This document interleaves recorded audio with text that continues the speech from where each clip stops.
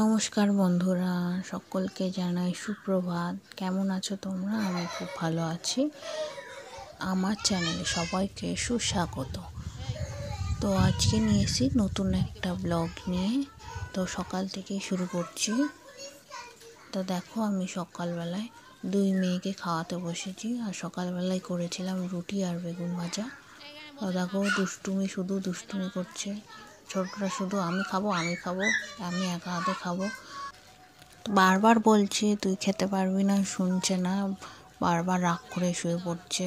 দেখো, বারবার বলছি যে হবে না, আমি খাইয়ে দিচ্ছি, তোমার হাত নোংরা আছে। আর দেখো, বারবার শুয়ে পড়ছে রাগ করে। ওই যে আবার শুয়ে পড়েছে। তো দেখতে থাকো তোমরা।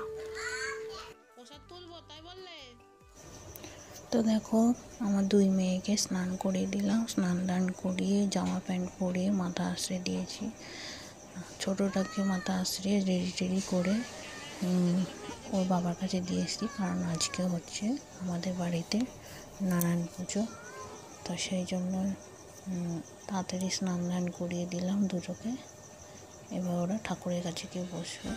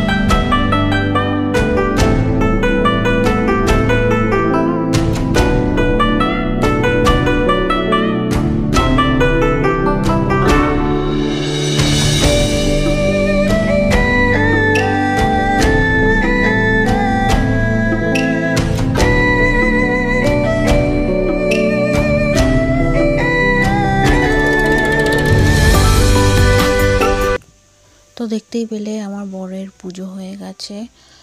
আর দেখো, আমি এখন দেখাচ্ছি আমাদের সিংহাসনটা। তো দেখো, অনেক ঠাকুর এখানে, এখানে কালী মা, তারপরে সাই বাবা, লোকনাথ বাবা, গোপাল, তারপরে শিব ঠাকুর, বা আর অনেক কিছু আছে, অনেক ঠাকুর আছে। আর প্রত্যেক পূর্ণিমাতেই আমাদের নারায়ণকে পুজো করা হয়। শুধু ঘরেই না, আমাদের একটা মন্দির আছে, নাট মন্দির, ওখানেও প্রত্যেক পূর্ণিমা অমাবস্যায় পুজো হয়। আর এবার দেখাচ্ছি আমাদের দুপুরে কি কি রান্না হবে। তো দেখো, এখানে কাটা রয়েছে কুমড়ো আলু ভাজা, পটল ভাজা, আর এখানে ডুমো ডুমো করে ফুলকপি আর আলু কেটে রাখা আছে। ফুলকপি আর আলু দিয়ে গামাখা করে রসা রসা তরকারি হবে।